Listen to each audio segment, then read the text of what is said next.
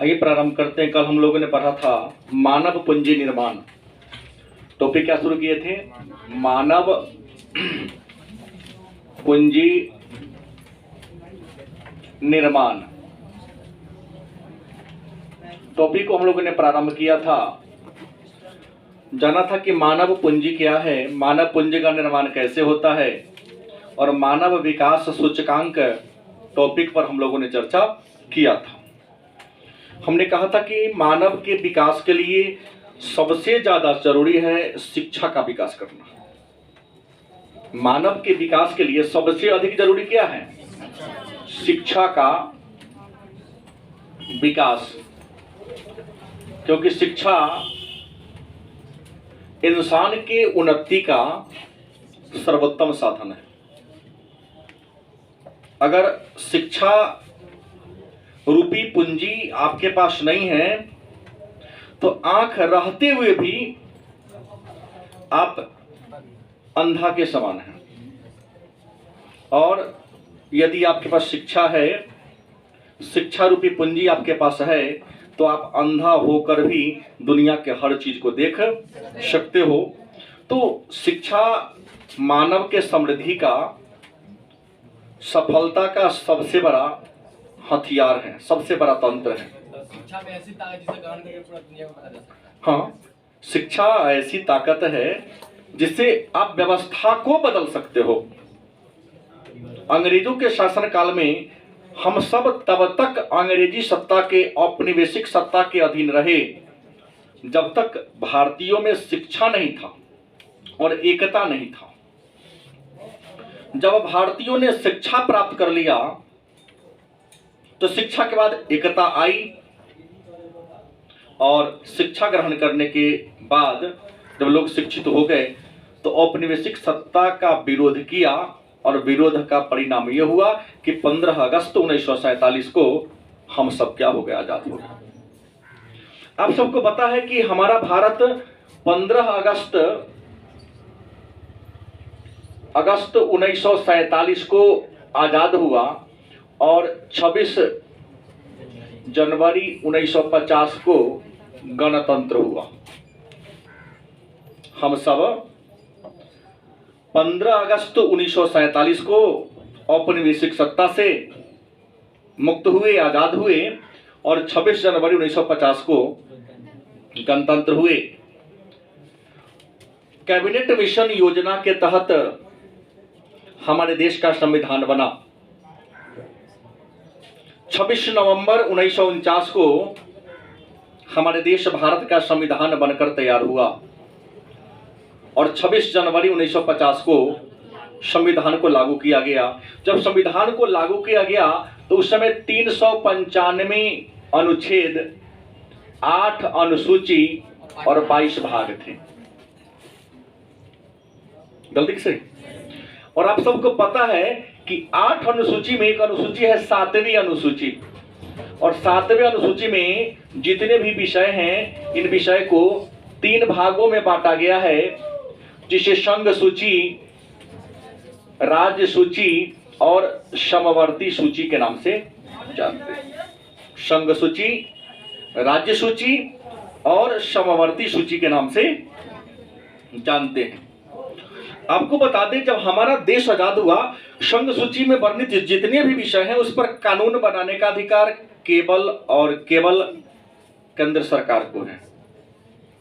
राज्य सूची में वर्णित विषयों पर कानून बनाने का अधिकार राज्य सरकार को है, और समवर्ती सूची में वर्णित विषय पर कानून बनाने का अधिकार केंद्र और राज्य दोनों को है। समानता है तो गुड, यदि मतभेद हो गया तो केंद्र के द्वारा बनाया गया कानून ही क्या होगा?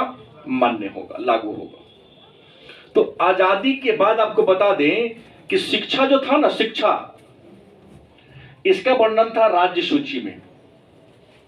कहा था? शिक्षा जो था इसका चर्चा किसमें था? और आपको पता होगा कि संविधान के 42वां संशोधन को मिनी संविधान कहा जाता है, और संविधान का 42वां संशोधन 1976 में हुआ। और 42वां संविधान संशोधन के द्वारा मतलब 7वीं अनुसूची में जो विषय थे उन विषय में भी हेरा फेरी किया गया। क्या हेरा फेरी हुआ? तो समवर्ती सूची में से 5 गो विषय को निकालकर राज्य सूची में कर दिया गया। और एक और बात हुआ कि राज्य सूची से शिक्षा को बाहर निकाल दिया गया और उसे समवर्ती सूची में डाल दिया। तो एक प्रश्न आता है, शिक्षा जो है किस सूची में था? पहले था राज्य सूची में, लेकिन अब कौन सूची में है? समवर्ती सूची में है। मतलब शिक्षा पर कानून बनाने का अधिकार केंद्र सरकार और राज्य सरकार दोनों के पास है। शिक्षा के लिए पॉलिसी केंद्र सरकार भी बना सकती है और राज्य सरकार भी बना सकती है। आजादी के बाद पहली बार शिक्षा के विकास के लिए एक नीति की घोषणा की गई, पहली बार, जिसे 1986 की बात कहते हैं, नई शिक्षा नीति। भाई हम नयका वाला की बात नहीं कर रहा हूं, 86 वाला की बात कर रहा हूं। तो अभी लागू हुई नहीं, लागू होने वाली है। इसको पर आप लोग खूब जान ही रहे हैं, नहीं जान रहे तो इसके बारे में भी चर्चा कभी कर देंगे। लेकिन 1986 की शिक्षा नीति की बात कर, शिक्षा के क्षेत्र में सबसे क्रांतिकारी कदम उठाया गया भारत सरकार के द्वारा पहली बार 1986 में। इसे भी नई शिक्षा नीति 1986 के नाम से जानते हैं। 1986 से पहले हमने कहा, हमने 76 से पहले ही कहा कि शिक्षा राज्य सूची का विषय था। शिक्षा पर नियम बनाने का अधिकार केवल राज्य को था। लेकिन जब समवर्ती सूची में आ गया तो राज्य सरकार भी और केंद्र सरकार दोनों शिक्षा पर ये कर सकते हैं। इस नई शिक्षा नीति 1986 में कुछ बातें कही गई। पहली बात कही गई कि 0 से 14 वर्ष के बच्चों को निःशुल्क तथा अनिवार्य शिक्षा देना है। यहां पहली बार कहा गया 0 से लेकर 14 वर्ष तक के बच्चों को निःशुल्क, गलती की सही, वह अनिवार्य शिक्षा आपको देना है। आप लोगों ने 10वीं तक शिक्षा प्राप्त किया होगा, फी नहीं लगा होगा, स्कूल फी नहीं लगा होगा, ट्यूशन फी नहीं लगा होगा, विकास के नाम पर लिया गया हो, परीक्षा के नाम पर लिया गया हो, खेलकूद के नाम पर लिया गया होगा, मनोरंजन के नाम पर लिया गया होगा, लेकिन पढ़ाई के नाम पर आप शुल्क नहीं लिया गया हो। अब कहते हैं फिर भी कि नहीं हमसे लिया, तो गलत बोलते हैं। दूसरा रखा गया कि निरक्षरता को पूर्ण रूपेण दूर करना है। निरक्षरता को पूर्ण रूपेण क्या करना? समाप्त करना। निरक्षरता, अक्षर का ज्ञान किसी के पास नहीं है, ऐसा कोई हो ही नहीं इंडिया में। सभी आदमी को अन्य चीज हो चाहे नो, अक्षर का ज्ञान क ख ग घ जरूर सिखा देना। तीसरा बात कहा गया कि शिक्षा का व्यवसायीकरण करना है। शिक्षा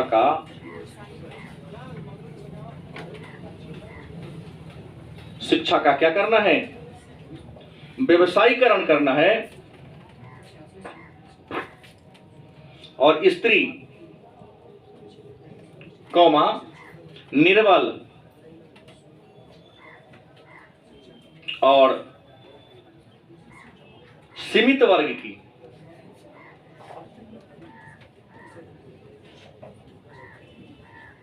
शिक्षा का केंद्रीयकरण करना है। स्त्री हो, कमजोर वर्ग हो,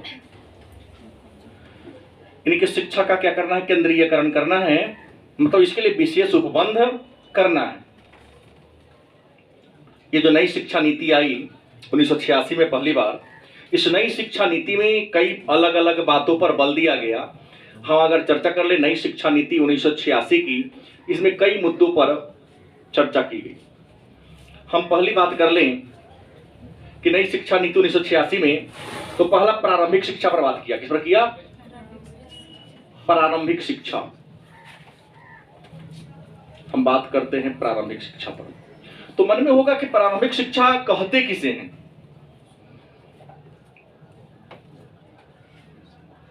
प्रारंभिक शिक्षा कहते किसे हैं? तो 6 से लेकर 11 वर्ष तक की जो शिक्षा है, मैंने पहला से लेकर 8वां तक का जो शिक्षा है,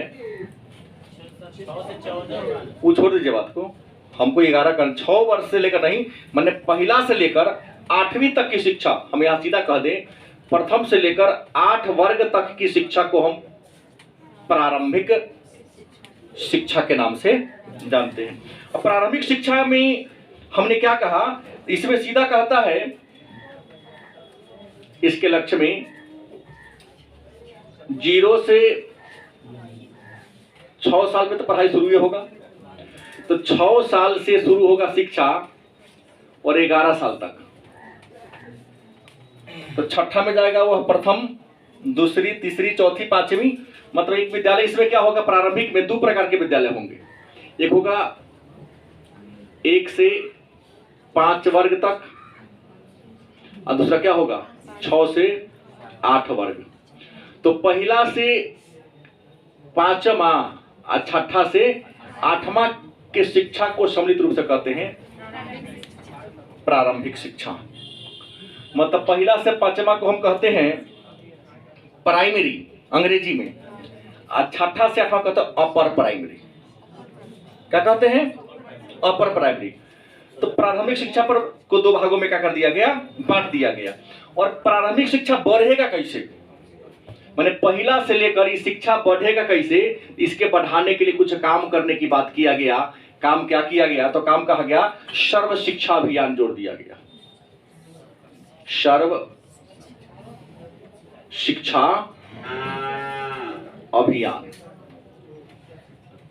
आपको पता है हमारे सबको शिक्षा, एक ऐसा अभियान चला जिसमें सबको क्या मिल सके, शिक्षा मिल सके। और आपको बता दें अपने भारत में सर्व शिक्षा अभियान का संबंध प्रारंभिक शिक्षा से है और इसकी शुरुआत हो गई 2001 ईस्वी में। 2001 ईस्वी में की गई। कब शुरू, लिखल होगा कॉपी पर, सर्व शिक्षा अभियान कब शुरू हुआ। दूसरा कहा गया मध्याह्न भोजन, इसी में कहा गया कि ना होगा, तो मध्याह्न भोजन की बात की गई, मिड डे मील जिसको आप लोग कहते हैं। गरीबी ज्यादा है, बच्चे विद्यालय इसलिए नहीं जाते हैं कि उन्हें भरपेट भोजन नहीं मिल पाता है। चाहे जो ऐसा, इससे तो हमारे शिक्षकों की नैतिकता पर निर्भर करता है, आपके ग्राम के जो मुखिया या विद्यालय समिति उसकी बेईमानी पर निर्भर करता है।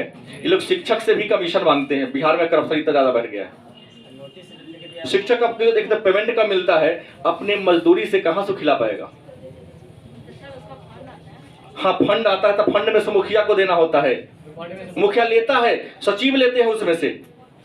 अब कुछ मतलब मास्टर साहब छिना चपटी कर लेते हैं कि हमरो तो बाल बच्चा है, हमरो भी कुछ हिस्सा, तो अब बचता है तब बच्चे को खिलाया जाता है। सरकार तब न कहती है कि हम लड़के बाकी खिलाएंगे, खाते में पैसा भेज देंगे। सरकार जान ली है सब चोर सबको चोरी, तब ना करप्शन करने वालों की तब कहीं ना कहीं रास्ता खोजी तलाशी लेता है कि कौन तरीका से हम चोरी कर सके, ये कहा गया। उसके बाद इसमें क्या कहा गया, दूसरा आता है माध्यमिक शिक्षा। सेकेंड लेवल पर क्या आता है, माध्यमिक शिक्षा की बात करते हैं। किसकी बात करते हैं, माध्यमिक शिक्षा की हम बात करते हैं। तो आपको बता दें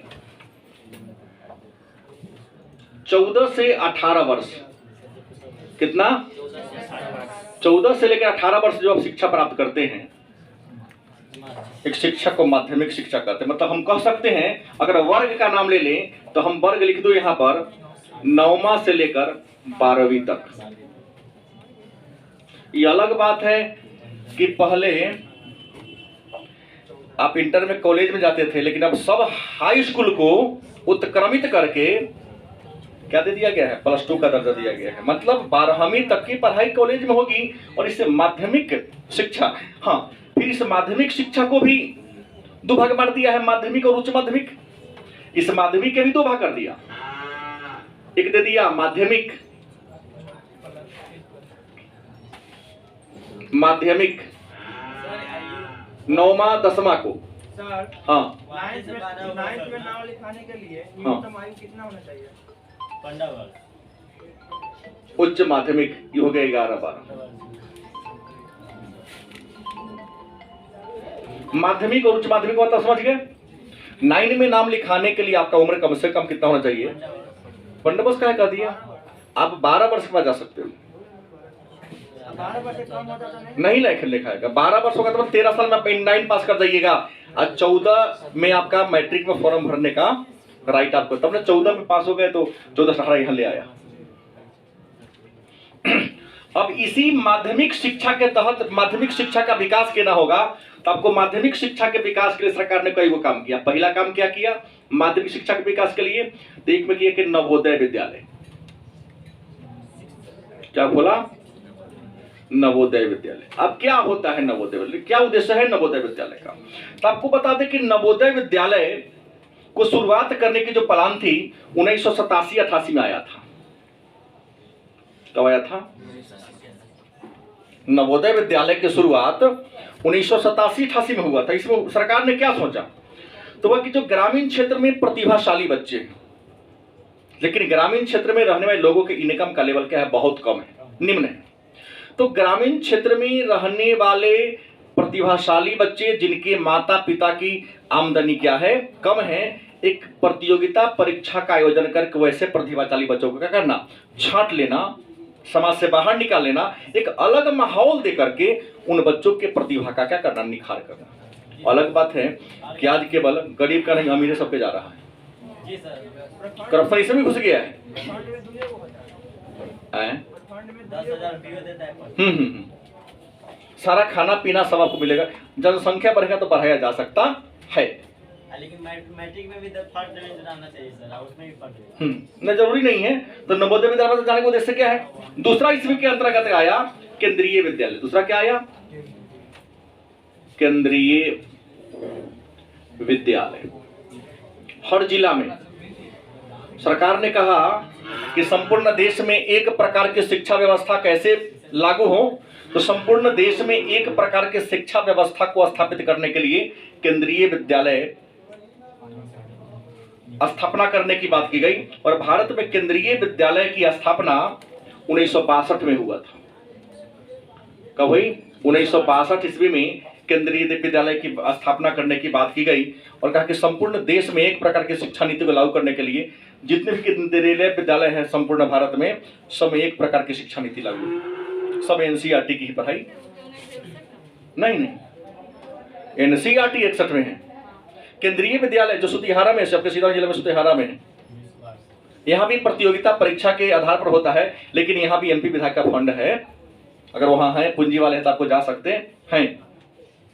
उसके अलावा इसी के अंग एक और हैं, इसी के अंतर्गत एक काम करता है जिसका नाम आप लोगों ने बोला है NCERT। 1961 में इसकी स्थापना हुई थी। National council for education research and training. National council for education research and training संपूर्ण देश में एक प्रकार की शिक्षा व्यवस्था को स्थापित करने के लिए, एक पाठ्यक्रम तैयार करने के लिए, संपूर्ण देश में एक प्रकार के पाठ्यक्रम को तैयार करने के लिए आपको बता दें 6ठा से लेकर 12वीं तक, कहां से कहां तक, मतलब क्लास 6 से लेकर 12 तक का पाठ्यक्रम तैयार करने के लिए 1961 में NCERT नामक एक संस्था का गठन किया गया। यह केंद्र सरकार के नियंत्रण में रहकर काम करती है। और चौथा यह किया गया कि माध्यमिक शिक्षा का, माध्यमिक शिक्षा का व्यवसायीकरण। और आपको बता दें भारत में माध्यमिक शिक्षा का व्यवसायीकरण 1988 ईस्वी में किया गया। इसका उद्देश्य है कि उन विद्यालयों को अनुदान देना, वित्तीय सहायता देना जो किसी दूर दराज के इलाका में है, और ऐसा देकर के वहां के बच्चों का क्या करना, मानसिक स्थिति में सुधार ले आना। तो ये रहा। इसके अलावा और भी हम बात करते हैं अगला, तो अगला मुद्दा होगा कि विश्वविद्यालय एवं उच्च शिक्षा। विश्वविद्यालय व उच्च शिक्षा। आपको बता दें विश्वविद्यालय और उच्च शिक्षा को बढ़ावा देने के लिए देश में एक संस्था है, नाम है यूजीसी, यूनिवर्सिटी ग्रांट कमीशन। 1958 में इसकी स्थापना की गई। कब की गई? 1958 में इसकी स्थापना की गई यूजीसी की। इसका उद्देश्य क्या है कि उच्च शिक्षा के क्षेत्र में क्या करता है, काम करता है। और उच्च शिक्षा के लिए आपको बता दें, आजादी के समय अपने भारत में विश्वविद्यालयों की संख्या, व्यवसायिक शिक्षा के लिए संस्थानों की संख्या बहुत कम थी, लेकिन आज इसकी संख्या बढ़कर क्या हो गई है, बहुत ज्यादा हो गई है। और बहुत ऐसे लोग थे जो पढ़ाई लिखाई छोड़ के अपने घर में बैठ गए थे। तो उन लोगों को पुनः पढ़ाई से जोड़ने के लिए, जो बिजनेस व्यापार में अगर शादी विवाह हो गया था, पढ़ नहीं पा रहे थे लेकिन पढ़ने की इच्छा थी, तो 1985 में इग्नू, किसकी? इग्नू की स्थापना की। और ऐसे लोगों के लिए हैं जो पढ़ाई लिखाई से दूर हो चले हैं लेकिन पढ़ने की इच्छा है, उनकी शादी विवाह किसी बिजनेस में लग गए हैं, तो अपने घर बैठे बैठे पाठ्यक्रम को पूरा कर सकते हैं। चौथा ही बात कर, तकनीकी शिक्षा। अपने भारत में सब कुछ था लेकिन तकनीकी शिक्षा नहीं था। तो नई शिक्षा में, नीति में 86 वाला में तकनीकी शिक्षा पर बढ़ावा देने की बात की गई। और तकनीकी शिक्षा को बढ़ावा देने के लिए आपको बता दें, देश में कई तकनीकी कॉलेज, जैसे मेडिकल कॉलेज में भी कई प्रकार के मेडिकल होते हैं, दांत वाला होता है, कृषि कॉलेज, क्या, तो कई प्रकार के तकनीकी कॉलेज की स्थापना की गई। उसके बाद पता चला कि ग्रामीण क्षेत्र में शिक्षा का लेवल कम है। ग्रामीण शिक्षा को बढ़ावा देने के लिए दो प्रकार की बात की गई। ग्रामीण क्षेत्र में शिक्षा को बढ़ावा देने के लिए सरकार ने प्रयास किया और इसके तहत क्या किया, राष्ट्रीय साक्षरता मिशन।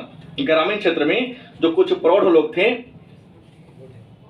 कुछ लोग का उम्र था 15 साल से ज्यादा, 25 साल तक, लेकिन पढ़ाई लिखाई छोड़ दिए थे। कुछ लोग का उम्र था 15 साल से ज्यादा लेकिन 25 से पार हो गए तो भी पढ़ाई लिखाई छोड़ दिए थे।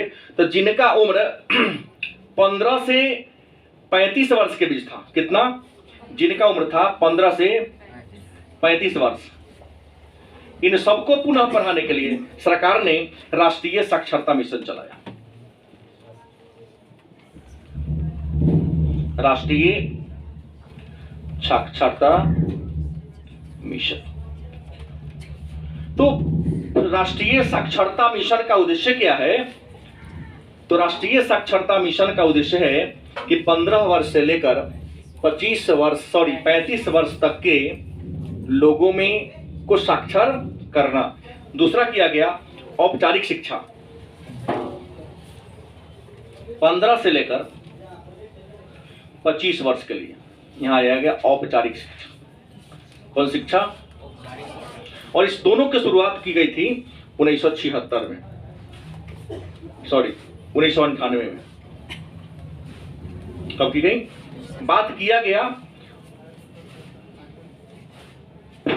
इसको अलग अलग लिख लेते हैं। 1988 में इसकी स्थापना की गई और 1976 में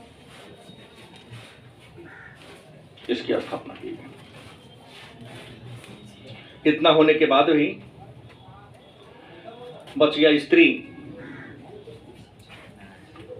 स्त्री शिक्षा। तो सरकार ने स्त्री शिक्षा पर बढ़ावा देने के लिए बहुत सारे काम किए। एक बना क्या दिया था, स्त्री शिक्षा परिषदें बना दिया,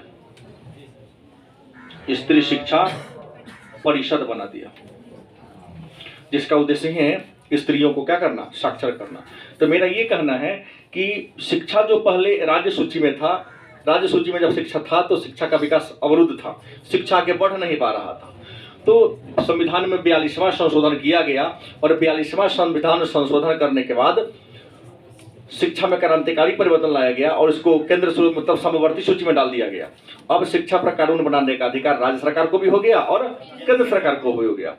और जब समवर्ती सूची में आया तो शिक्षा के विकास करने के लिए भारत सरकार ने 1986 में पहली बार शिक्षा नीति लाई, जिसको नई शिक्षा नीति 1986 के नाम से, या राष्ट्रीय शिक्षा नीति कह दो इसको, नई से ज्यादा अच्छा होगा। आप लिख दो यहाँ राष्ट्रीय शिक्षा, राष्ट्रीय शिक्षा नीति 1986 आई, और इसमें क्या हुआ, तो राष्ट्रीय शिक्षा नीति में कहा गया कि 0 से 14 साल के बच्चों को निःशुल्क पढ़ाना है, निरक्षरता को समाप्त करना है, शिक्षा का व्यवसाय करना है, स्त्री निर्बल और जो सीमित वर्ग है उसका विकास करना है। ठीक है, और भी आगे की बात कर लें, ऊपर की बात कर लें, तो इस नई शिक्षा नीति के तहत सरकार ने कुछ और क्या काम किया, तो प्रारंभिक शिक्षा के विकास करने के लिए बात हुई। प्रारंभिक शिक्षा में आप जानते करते हैं, सर्व शिक्षा अभियान 2001 में मध्याह्न भोजन चलाया। क्यों चलाया?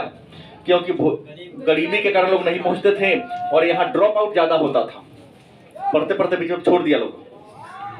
माध्यमिक शिक्षा आया 14 से 18 साल के लिए, यहाँ 9वीं से 12वीं तक पढ़ाया जाता है, और माध्यमिक शिक्षा के विकास के लिए नवोदय विद्यालय खोले गए ताकि ग्रामीण क्षेत्र में जो प्रतिभाशाली बच्चे हैं उनका विकास हो सके। उसके बाद केंद्रीय विद्यालय खोले गए और संपूर्ण देश में एक प्रकार के पाठ्यक्रम को बनाने के लिए एनसीईआरटी का स्थापना की गई।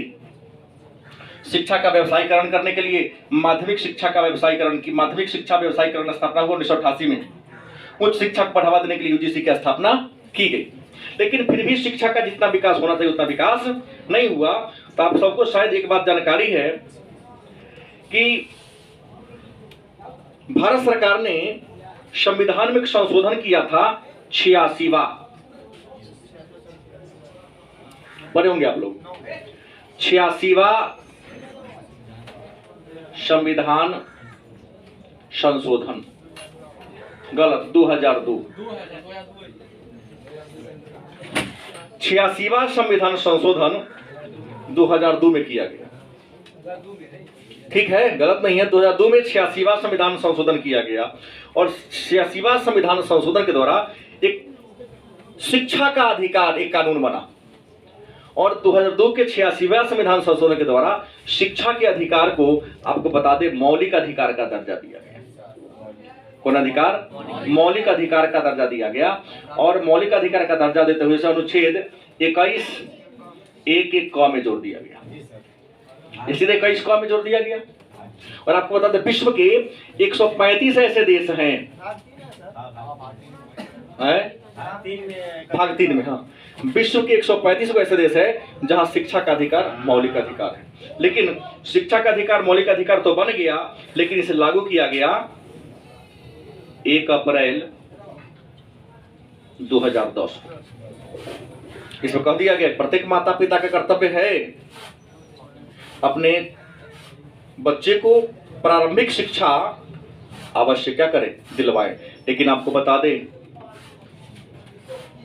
भारत में इसके अलावा शिक्षा नीति आई है, चर्चा में उसके बारे में बाद में चर्चा करूंगा कभी।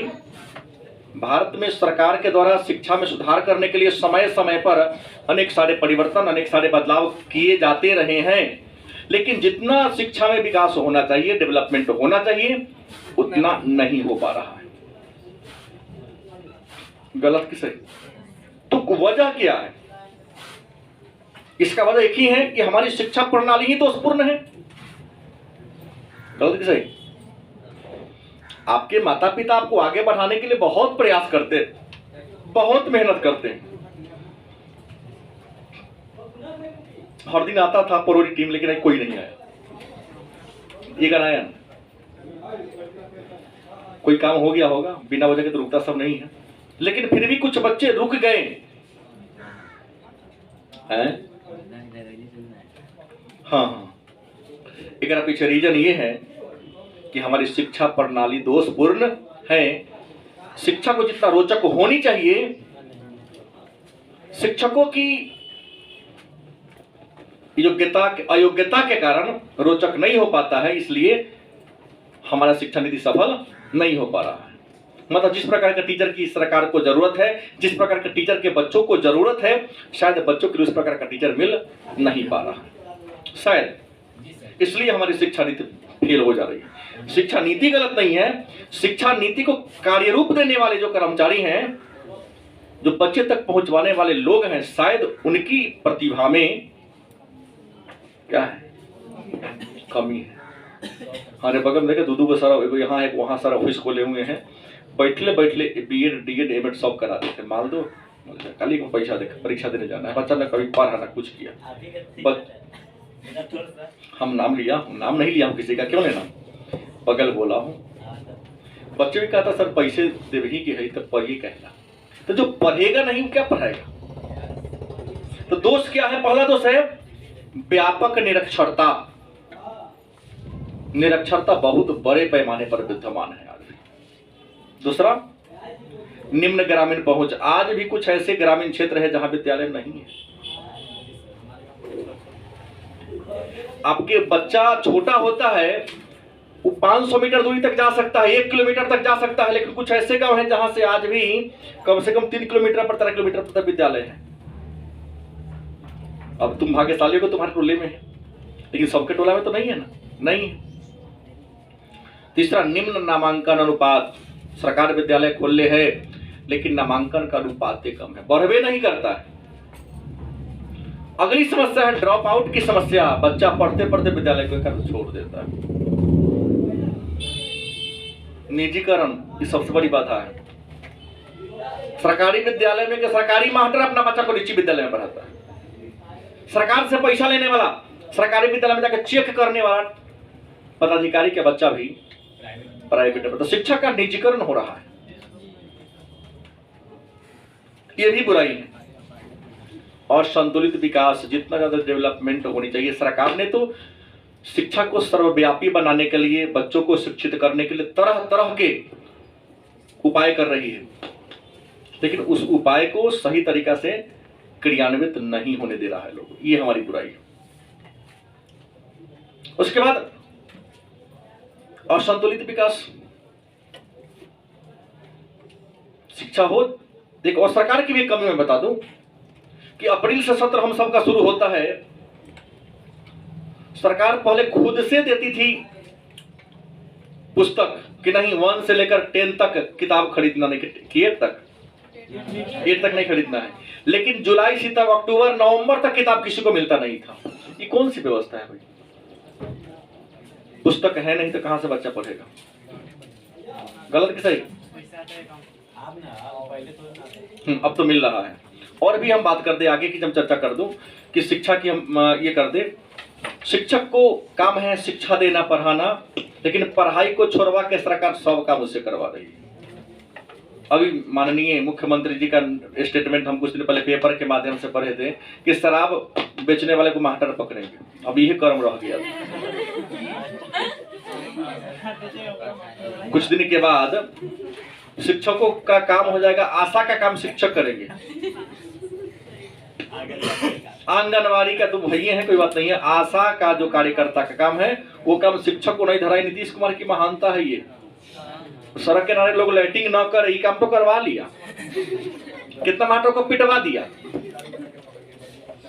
क्या जनगणना, पशुगणना, सब गणना करवा दिया, पेड़ गणना सब करवा दिया। अभी दारू पकड़ने वाला काम कौन करेगा भाई? तुम्हारी व्यवस्था में क्या दोष है कि आता तुम पकड़ते, आंख नहीं है, ब्रेन नहीं है। आपने प्रतिबंध कर दिया लेकिन फिर भी घुस रही है, इसका मतलब इसमें तुम सबसे बड़ा कर्म, दाल में काला है। हमारे सीमा को पार कर रहा है। सारे बड़े कर्मचारी को चेंज कर दो, हटा दो रातों रात, देखो व्यवस्था सुधर जाएगा। नायक सब एक दिन में कैसे घुस जाता है जी? एक बड़े अधिकारी के घर में किसी प्रकार की घटना घटती है तो 24 घंटा के अंदर अपराधी पकड़ा जाता है, और सामान्य को 24 साल में पकड़ा गया तो भाग्य की बात है। ये तो पुलिस जान रही, करप्शन करने वाले का नाम भी सरकार भी जान रही है। बड़े पर हाथ डालेगा तो पकड़ेगा छुटका पर। विजिलेंस भी आता 2000 कमीशन लेने वाले को थामता है, 2 अरब घोटाला वाले को कर दिन नहीं पकड़ लेने का। ऐसे ही शिक्षा प्रणाली में क्या है, दोष है। ये बहाली हुई है, जहां जहां अनाउंस हो रहा था पहले ही से 10 लाख, 5 लाख, 4 लाख। हम पर भी कई बार कॉल आया, क्या मास्टर साहब देंगे 5 लाख रुपए? होंगे ना, कोचिंगे पढ़ा के जी लेंगे, पैसा देंगे तो नौकरी ना करेंगे। फॉर्म भरे, कई गांव के मुखिया जी लोग हमारे साहब करेंगे ना, ये नहीं होगा। बच्चों को ईमानदारी सिखाता हूँ, हम बेईमानी के ना होगा। बेरोजगार सब जीता, हम भी जी लेंगे। हाँ, नहीं होगा, लेकिन गलत रास्ता को ना बनाएंगे। तो शिक्षा प्रणाली क्या है, ये दोषपूर्ण है। और न बढ़ने के पीछे रीजन ये है। और इसमें ये नहीं कि उसी के दोष है, हमारे माता पिता का भी दोष है। भाई मेरे सामने तो 1 घंटा रहते हो, विद्यालय में 4 घंटा रहते हो, आप 24 घंटा या 20 घंटा तो अपने माता पिता के साथ रहते हो, गलती किस रही? तो माता पिता का ही फर्ज बनता है, ये नहीं कि हम दोषी सरकार को बता दिए, दोषी विद्यालय प्रशासन को बता दिए। उससे सबसे बड़ा अपराधी बच्चों को पैदा करने वाले, उनका परवरिश करने वाले, इन्वायरमेंट देने वाले माता पिता हैं। क्योंकि मैं देखता हूं कि हर माता पिता चाहता है कि हमारा बच्चा अंग्रेजी बोले। कहीं घर अंग्रेजी पढ़ के गए चंदन, कहीं मम्मी कहते प्लीज गिव मी 1 ग्लास अदरेगा, तो झाड़ू तू झाड़ू अंग्रेजी पढ़ाइए, ये बोलता है। ऐसे ही बोलती है माँ, कहती है कि हमारा बेटा अंग्रेजी बोले, please give me 1 glass water. पूछ दो ना, झाड़ू लगे झड़ुआ देगी, जो पोतन से 2-4 पोतन दे देगी, तुम सुधर जाओगे अपने आप। क्या किशन गलती बोला? किशन तो कई बार खा लिया। ठीक है, तो आज के क्लास में